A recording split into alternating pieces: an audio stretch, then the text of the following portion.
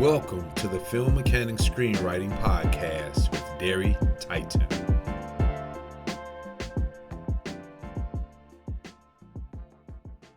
Hey everybody, welcome to the Filmmaker and Screenwriting Podcast, and today's guest is none other than the most incredible Stacie Hawkins.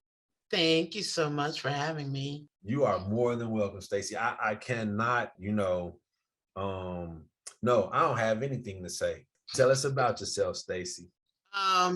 Well, I was born and raised in Aurora, Illinois, just outside Chicago. And so I'm a Midwest girl, and went on to attend Howard University, where I was a business major. But one day I happened to listen to the student radio station, and they were giving out tickets to I think it was just like a campus event or something. And I called in and won the tickets. And I believe I probably was the only person listening to the student radio station at the time. and I went down there to get the tickets, and that's when I was introduced to the School of Communications. Saw the radio station, saw all the stuff that they were doing over there, and it was just way more interesting than the School of Business. And that's when I became a DJ at the radio station, signed up to be a DJ, and then I ended up transferring to University of Arkansas at Pine Bluff, and there I completely changed over to TV, radio, and mass communications. And so I was making student TV shows and helping out with the radio station there as well, and decided I wanted to go to film school. And it was between film school and law school. And I was like, I'd rather go to film school. I like telling stories, creating things, coming up with things and going through the process of getting something made and being able to see it. And Spike Lee was a major influence on me, so to see someone, that looked like me, that was making things and putting it out into the world. So I decided to go to film school, and I went to Chapman University out here in Orange, California, and got my MFA in film and TV production. And from there, I had a short film, a thesis film that was on the festival circuit. And after that, I decided I wanted to make a feature. Went back to Chicago and shot my feature, The Rise and Fall of Miss Thang. Which is the movie that Derry and his children loved so much. And then after that, I've just been making shorts and writing scripts, and took a little hiatus and lived overseas for a while.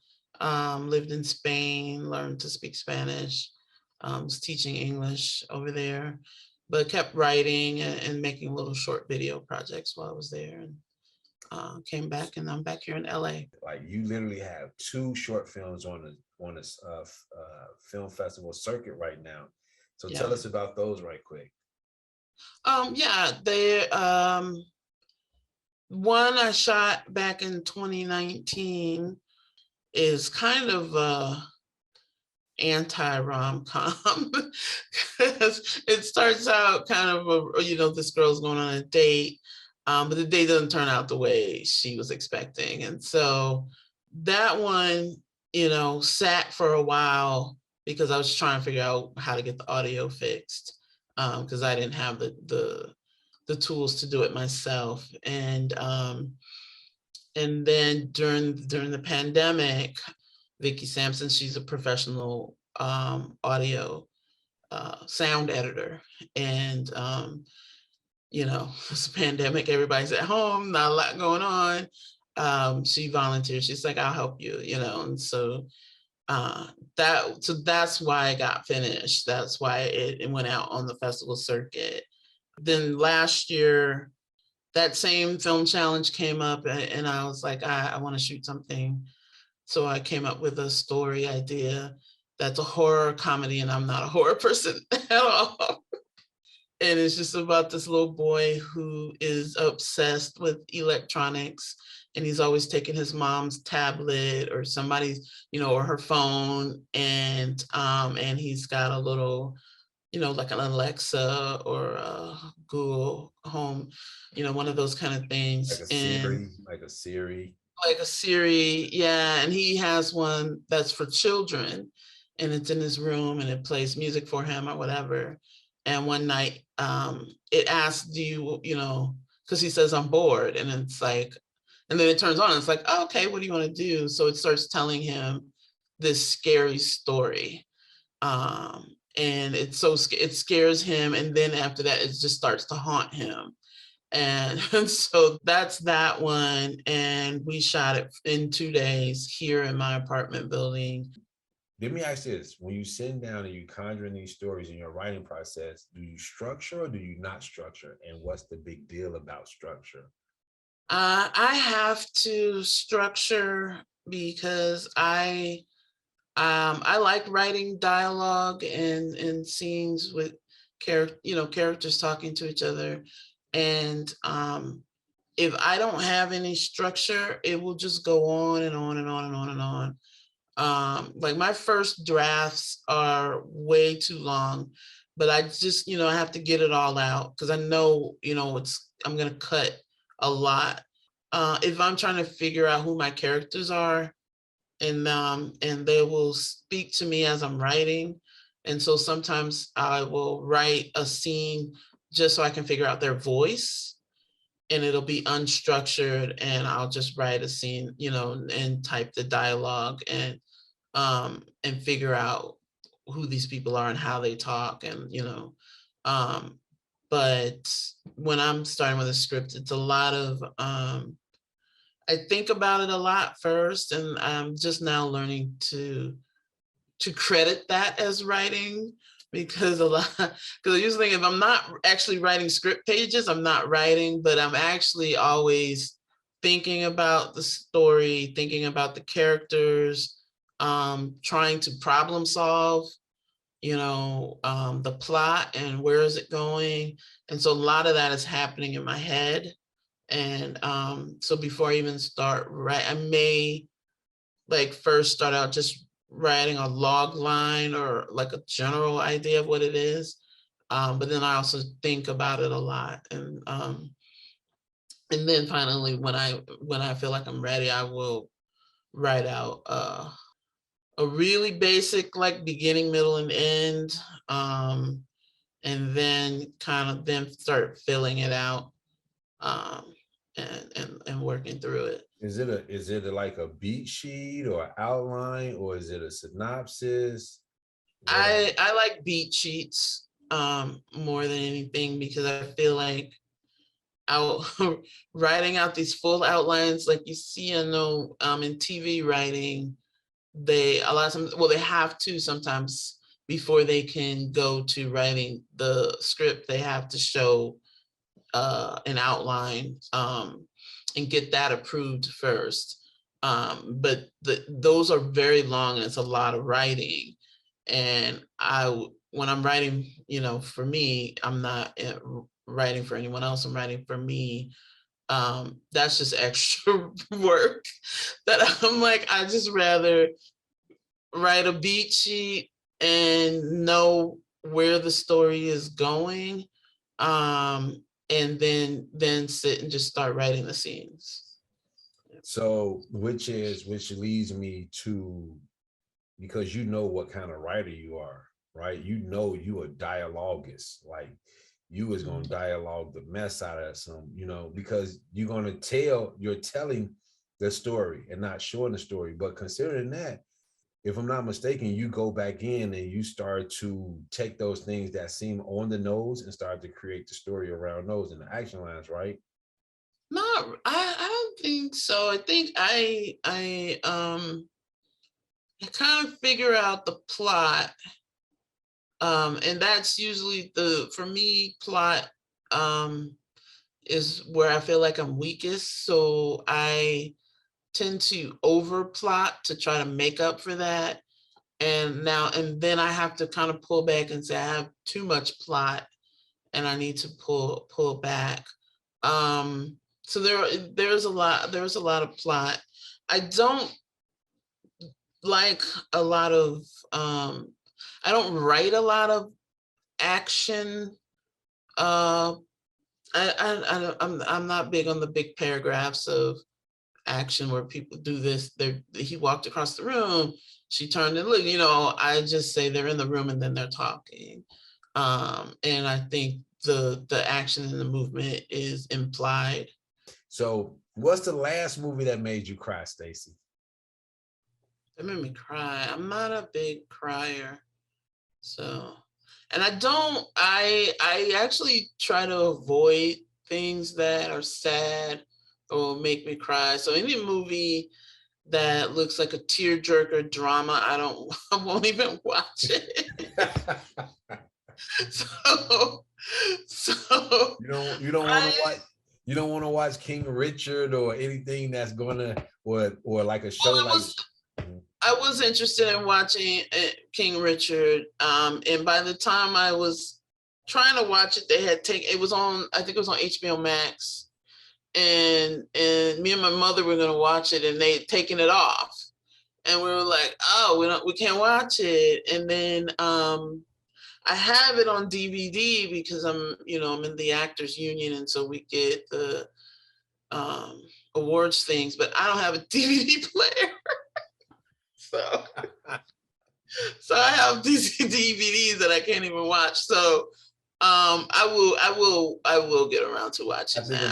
I think I'm gonna edit that part out. I don't ever want somebody to know that they sending you DVDs that you're not watching. I don't know why they still sending DVDs even to this day, because I mean you have to they stream it. You just have to, because they send India stuff through stream. Yeah, they send that to me too. And then they also, this year, I think it was the first year, that they gave us the option to opt out of getting the DVDs. But I was like, this is one of my perks of being in Yeah. Pass that over. I think they put King Richard back on HBO Max too. Okay, yeah. Just so you would know. All right. So the thing of it is like, I don't like movies that make me cry either. Because I'm a very emotional person. So I'll wind up sitting there, and if I'm in the theater with India, I'll just look at India the whole time, like, man, why are they trying to get, down in my heart like that? I don't feel like, but nonetheless, we have to be emotional in our storytelling. So let me ask you this question right quick.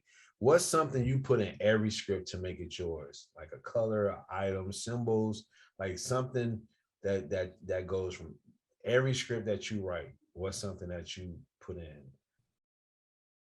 I don't have anything that I can think of.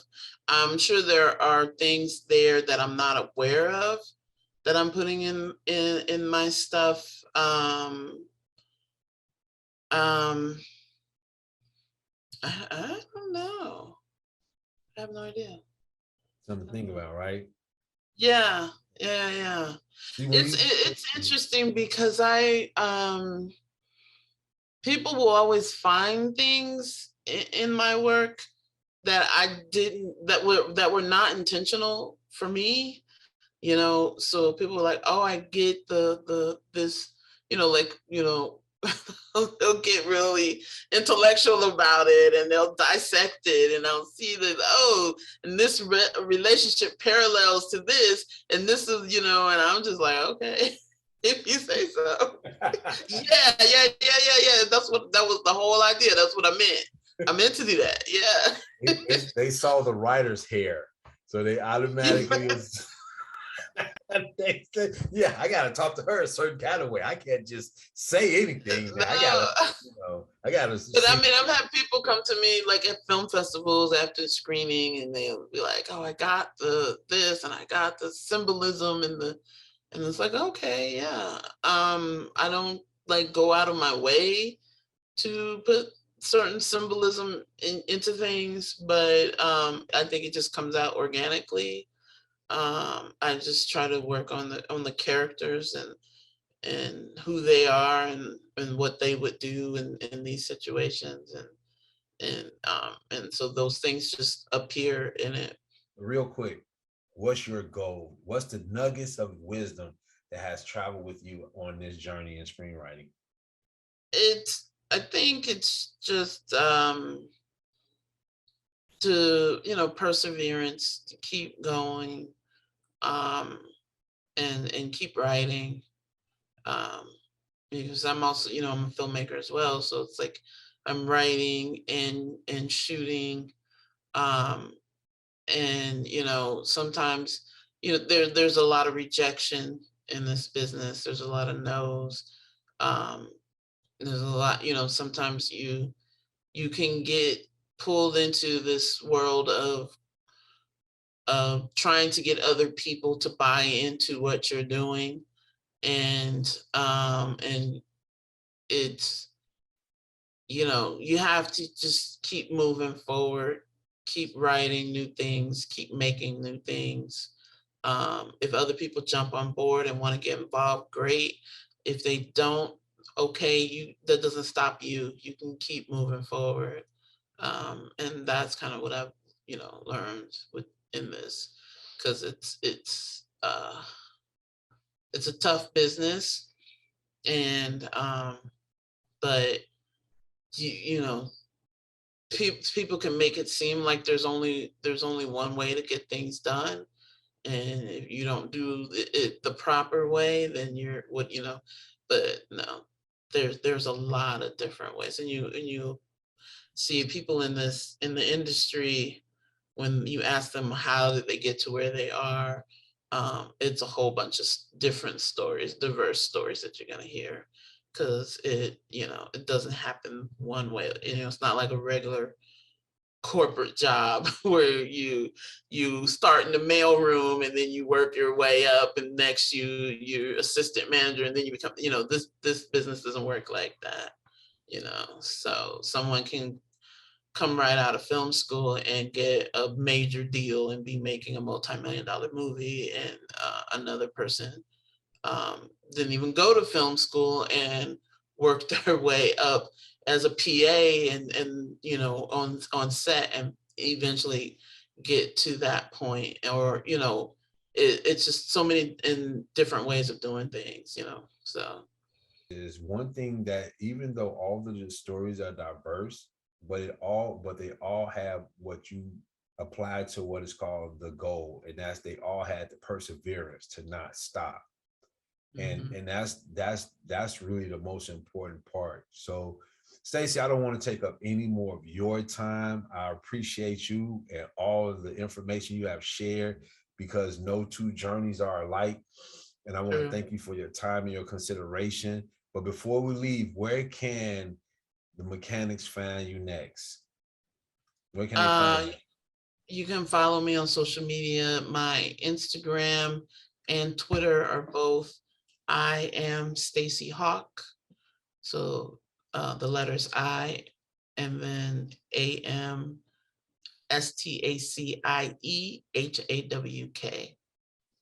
Thank you so much, Stacie, for taking this time out again. And make sure everyone out there, if you have not brought a copy of or bought a copy of the Film Mechanic Screenwriting Workbook, make sure you do so.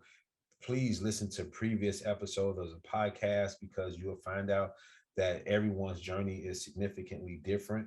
So with that being said, I want to thank you again for listening, and have an awesome day. See you next time. We appreciate your support. Be sure to leave a review and a comment, and share with your closest screenwriting friends. Stop by www.dairytitan.com for the Film Mechanic Screenwriting Workbook, and we'll see you next episode. Have an awesome day. Peace.